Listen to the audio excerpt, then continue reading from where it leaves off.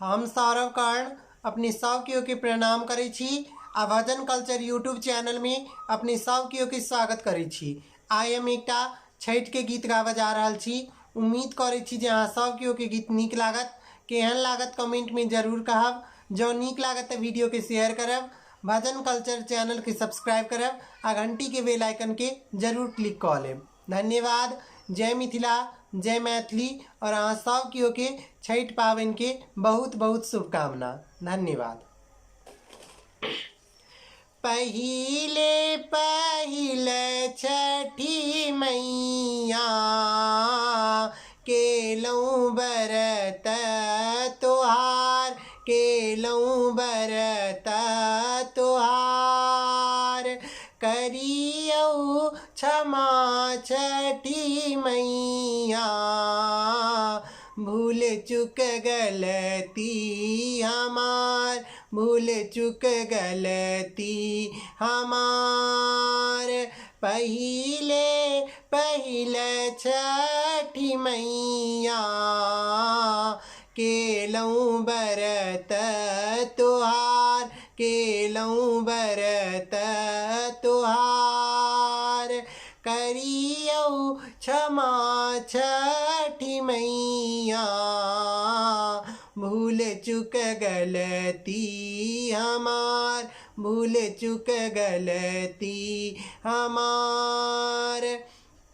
सबके बलकवा के देवई, छठी मैया ममता दुलार, छठी मैया ममता दुलार।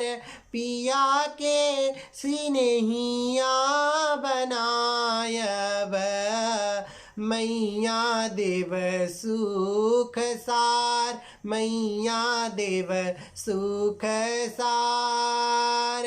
पहिले पहिले छठी मैया केलौं बरत तोहार, केलौं बरत तोहार।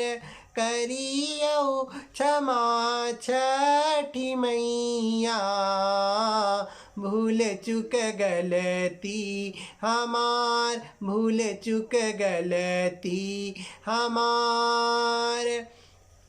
नारियल केरा कघौरा, साजल नदिया किनार, साजल नदिया किनार।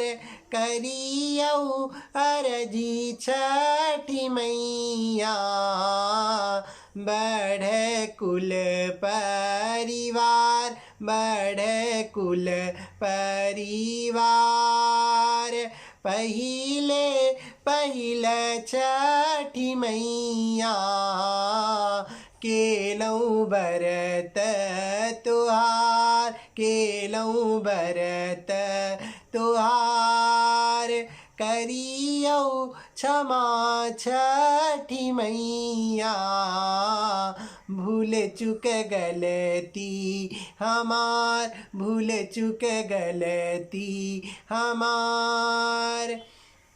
घाट सजायल मनोहर, केलौं भगती अपार, केलौं भगती अपार। लियौ अर्घ छठी मैया, दियौ आशीष हजार, दियौ आशीष हजार। पहिले पहिले छठी मैया केलौं बरत तोहार, केलौं बरत तोहार। करियौ क्षमा छठी मैया, भूल चुक गलती हमार, भूल चुक गलती हमार। धन्यवाद।